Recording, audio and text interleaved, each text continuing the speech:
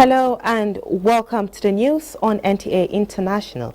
And just so you know, you can watch this news on Vision TV 247 and other social media platforms displayed on your screen. I am Frama Hanyi. My sign language interpreter is Precious Ozomena. Let's see the headlines. Senate has suspended Senator representing Bauchi Central, Senator Abdul Ningi, over claims related to 2024 budget. ECOWAS engages all palm producing countries 6 ways to tackle cross-border trade challenges. Plus, Guinea's junta considers return to civilian rule in 2025.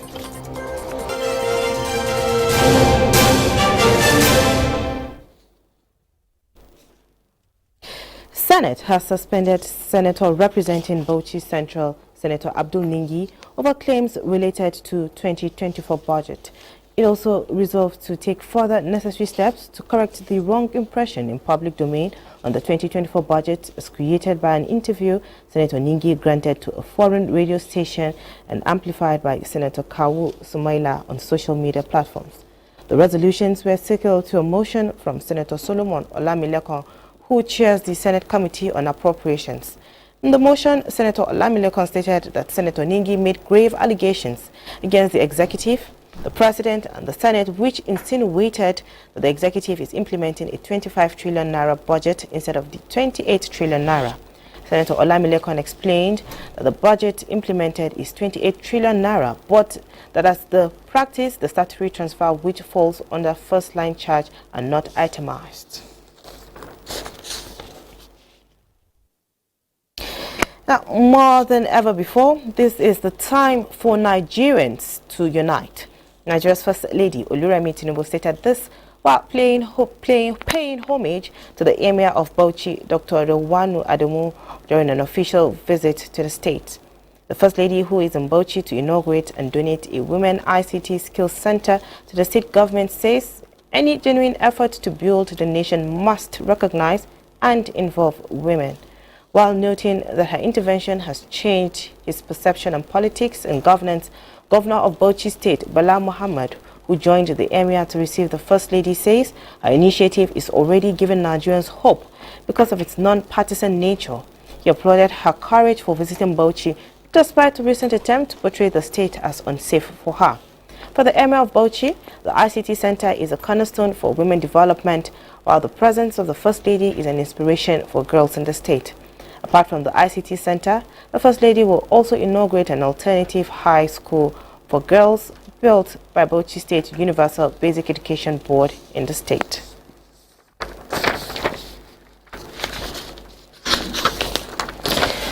And President Bola Tinubu is not an accidental leader, but one who came prepared to redefine the leadership style of Nigeria to realize the dreams of its founding fathers. Vice President Kashim Shettima stated this while unveiling a book written on the chronicles of President Bola Tinubu held at the Shehu Musa Yar'Adua Center in Abuja. State House correspondent Abdurrahman Jibrila reports.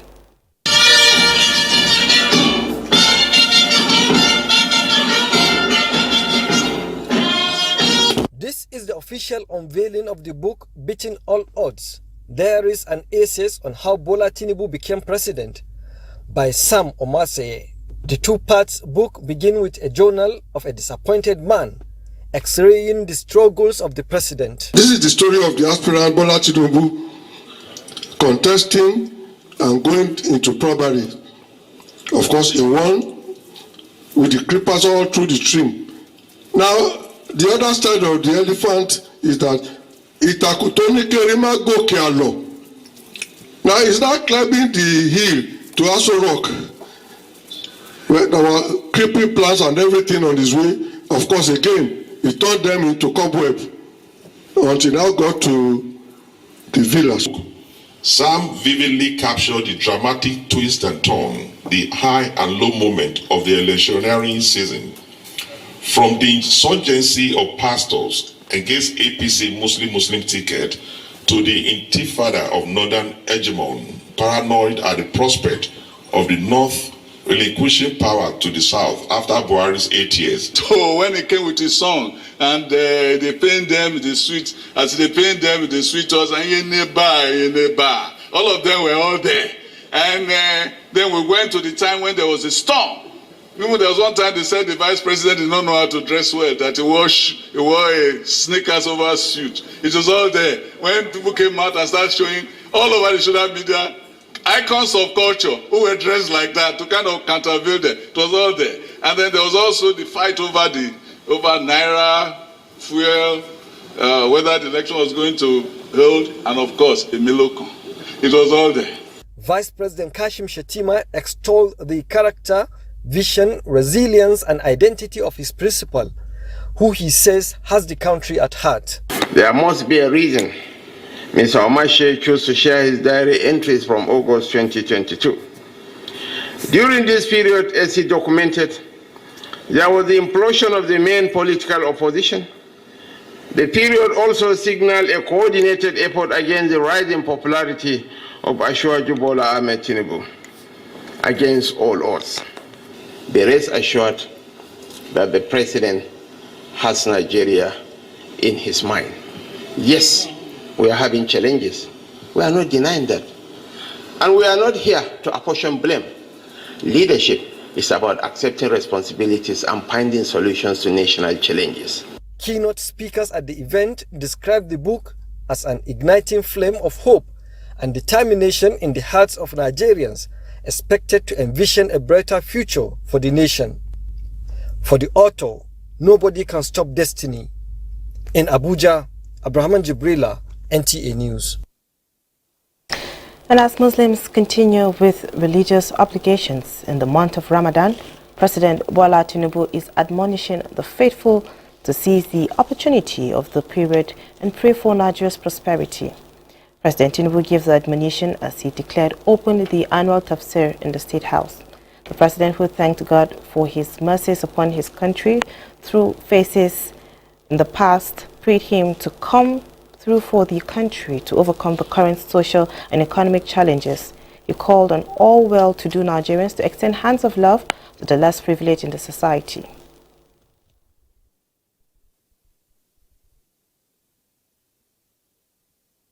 Things are tough, but Allah subhanahu wa ta'ala has ordained us to make sacrifices, to discipline ourselves, to help others, and be kind to ourselves. I advise all the folks to continue to pray for the country. We God Almighty Allah grant us the privilege and the strength, not the strength of the organ, but the strength of character and attitude to love our country and make Nigeria great. Chief Imam of the State House, Malam Abdul Wahid Suleiman, equally prayed for Allah to continue to strengthen and guide the president for the task of leading Nigeria to greater heights. President Tinubu has approved the appointment of the FCTA Head of Service, Permanent Secretaries and others. Emeka Eze is to serve as chairman with 10 permanent secretaries. And similarly, the President has also approved the appointment of Mr. Atang Udo Samuel as the Head of Civil Service.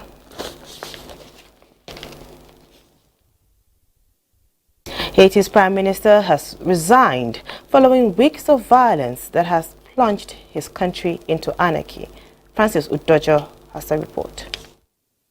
Caribbean nations secured Ariel Henry's resignation at an emergency meeting in Jamaica, where U.S. Secretary of State Anthony Blinken offered another $100 million to pave the way for the security force, which will be led by Kenya. Reports say gangs have taken over much of the Western Hemisphere country, and in recent weeks, the crisis has grown even more violent, with bodies scattered across the streets, armed bandits looting basic infrastructure, and fears rising of a possible famine. Ariel Henry said in a resignation address, and I quote, "The government I led cannot remain insensitive to this situation. As I have always said, no sacrifice is too great for our homeland Haiti." End of quote. Gang leaders had demanded the departure of Henry, who, while speaking of himself as a transitional figure, had remained in power since 2021 when Haiti's president was assassinated and no election held since 2016. Meanwhile, Blinken, who spent 7 hours in the talks, confirmed Henry's resignation. A U.S. official traveling with Blinken said that Henry had agreed to quit on Friday, but was waiting for the Kingston conference to sort out details of the transition. Also raised at the meeting were ways to prevent reprisal against Henry and his allies, with the United States agreeing that the outgoing prime minister would be welcome to stay on U.S. soil if he feels unsafe in Haiti. Francis Udojo, NT News. Guinea's new Prime Minister, Amadou Auriba, has suggested the generals who seized power in 2021 will delay a return to civilian rule until at least 2025. The Prime Minister, in an interview on Tuesday, said the economic crisis Conakry is battling first requires lowering political and social tensions in the West African capital, paralyzed by a general strike at the end of last month.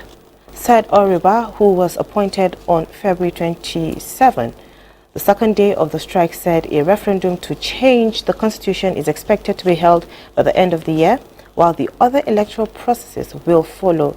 The Prime Minister added that there are a lot of contingencies, admitting there would be some delays in the context of economic, financial fragility.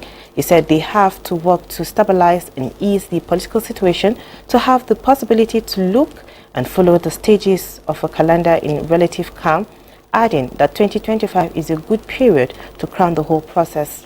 General Mamadi Doumbouya took power in September 2021 and pledged to hand over to civilians after a transition period to the end of this year to allow time for reforms after decades of instability. The Prime Minister denied the regime was seeking to hang on to power, saying the leadership running Guinea wants Guinea to be a normal country again. Under international pressure, the junta promised to hand over to elected civilians by the end of 2024, but the opposition has accused it of authoritarian drift. Rwanda's President Paul Kagame has confirmed his readiness to engage in talks with Felix Tshisekedi, President of Democratic Republic of Congo, to tackle the ongoing crisis in eastern Congo. Francis Udoja reports that the announcement follows mediation efforts led by the Angolan government, with President João Lourenço serving as the African Union's mediator in the DR Congo crisis. The agreement to tackle the crisis in eastern Congo was reached after a meeting held in Luanda, Angola's capital, between President Kagame and President Lourenço. Angola's foreign minister, Tete Antonio, informed the press that President Kagame had agreed to meet President Tshisekedi at a time to be determined by the mediator. The official further revealed that both Rwanda and the DR Congo had consented to the meeting, with ministerial delegations from both countries actively working towards facilitating the dialogue. Rwanda's presidency released a statement indicating that both leaders had agreed on key steps towards addressing the root causes of the conflict, signaling a potential breakthrough in resolving the crisis. This development is coming in the wake of escalating tensions in eastern DR Congo, where clashes between M23 rebels and Congolese forces have resulted in the displacement of over 100,000 people, according to United Nations reports. However, prior to this agreement, President Tshisekedi had demanded the withdrawal of Rwanda troops from Congolese territory as a precondition for the meeting, a condition Rwanda vehemently denies. President Kagame's willingness to engage in dialogue underscores the importance of regional cooperation in addressing the complex challenges facing the Great Lakes region. Francis Udojo, NTA News. You're watching the news on NTA International. We'll take a break now. More reports when we come back.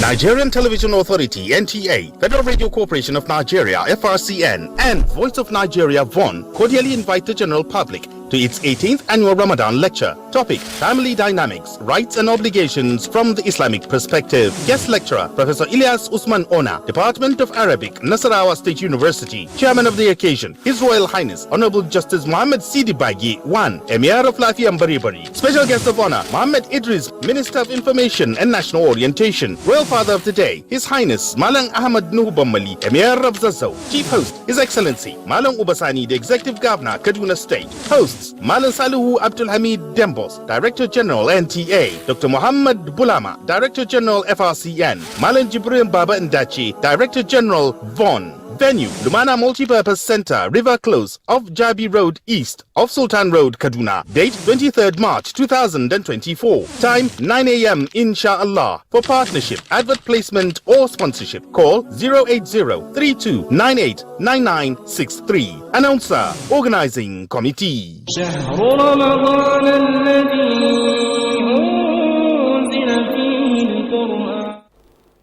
Thanks for staying with us. Now, the holistic fight against terrorism and terrorist financing is the solution to transnational crimes in the West African region. The Director General of Intergovernmental Action Group Against Money Laundering in West Africa, GIABA, Edwin Harris, made this assertion at the opening of the Train the Trainers on countering the financing of terrorism and Anglophone ECOWAS member states in Abuja. Dele Atumbi reports.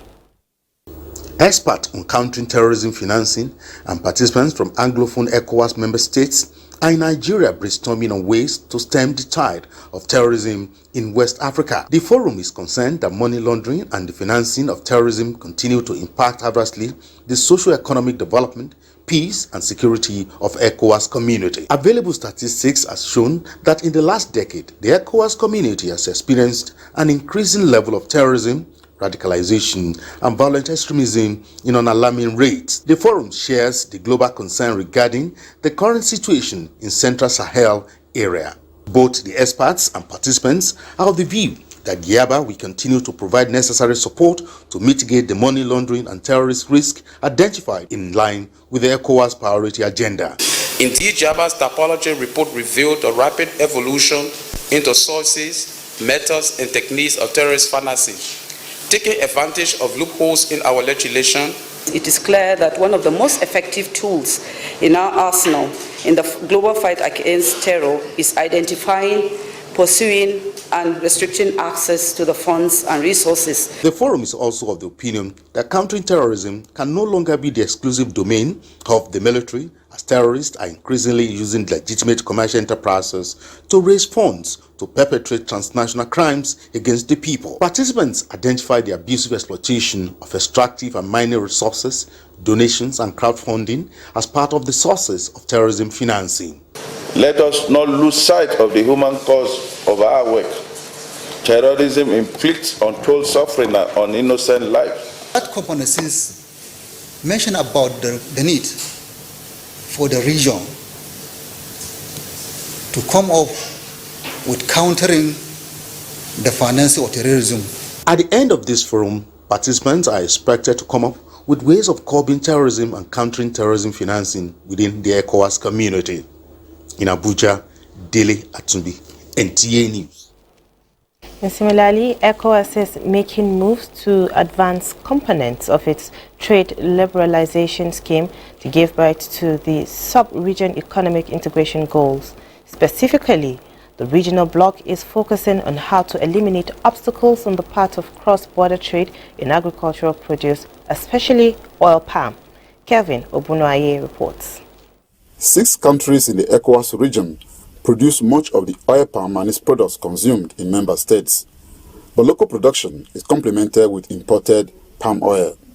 Therein lies the challenge for custom officials in the region, who are in most cases unable to differentiate between local and imported versions. This has made implementation of ECOWAS free movement of goods regarding palm oil difficult, and thereby slowing down the growth of the sector. This meeting of stakeholders from the 6 oil palm producing countries is to find a way to equip custom officials with the tools they need to do their job better without compromising the spirit of the ECOWAS Economic Trade Liberalization Scheme. You know that our region is a producer of palm oil, and we have been encountering some problems lately. So we invited all the countries to come and discuss, have a French discussion in order to solve the issues. If you take a country like Nigeria, the capacity, Nigeria can double even its production in palm oil. But we need to put in place some incentives so that ECOWAS, through ECOWAS ETLS, so that they will be able also to take advantage on that and to cover, for example, the Nigerian market and go beyond the Nigerian market and take advantage to all the ECOWAS countries and also do more. A roadmap for the advancement of the sector is expected at the end of the 3-day engagement. In Abuja, Kelvin Ebonwaye, NTA News. Now, the International Fund for Agricultural Development, IFAD, says it is committing resources for the takeoff of the Nigeria agro-processing zones. IFAD Associate Vice President Dr. Donald Brown says he is in Nigeria to discuss with relevant agencies and government officials how to support Nigeria improve food production. Musa Baba Aliyu reports. In November 2022, Nigeria began its journey towards establishing special agro-industrial processing zones in the country. $520 million was needed for the initiative, with the International Fund for Agricultural Development and partners pledging $310 million. The federal government is committing $18.05 million and African Development Bank AFDB $210 million. However, the project is yet to take off as only 2% of the required fund was made available. We are still waiting for one of the Nigerian states to finalize their agreement, and we need that quickly to be able to accelerate progress. In the first phase, we have 7 states plus Abuja. So I would say 8 participating entities in the first phase. On the second phase, we have received expression of interest from 27. The visiting Associate Vice President of International Fund for Agricultural Development, IFAD, Donald Brown, had discussion with the Minister of Agriculture on the Processing Zones project. Nigeria and IFAD are also jointly funding the first phase of Livelihood Improvement Family Enterprises project for the Niger Delta. The first phase is ending with the 2 parties showing commitment for additional financing of the project. The smooth implementation of the Livelihood Improvement Family Enterprise, the Niger Delta Live ND, Value Change Development Programs VCDP, additional financing AF and Special Agro-Industrial Processing Zone SAPZ program underscores the unique quality of our laudable partnership. On the part of government, we must receive all the necessary needs that should get to IFAD to follow their own due process, and if that is done, it makes it easier for board members to present their case and convince their colleagues for approval. The Livelihood Improvement Family Enterprise project for the Niger Delta has created agribusiness of more than $30 million in the 6 states. Musa Baba Aliyu, NTA News. The World Bank and its team on agroclimatic resilience in semi-arid landscapes to West Africa have reiterated new commitment towards building resilience and addressing Nigeria's environmental challenges using innovative ideas that fosters prosperity. Charles Alpha has a report. The visit of the World Bank Group centered on Nigeria's flood and forestry agenda, the launch of the World Bank Global Challenge Program, the new evolution map, and how both parties can effectively collaborate and collectively drive implementation of some of the World Bank projects under the supervision of the Federal Ministry of Environment.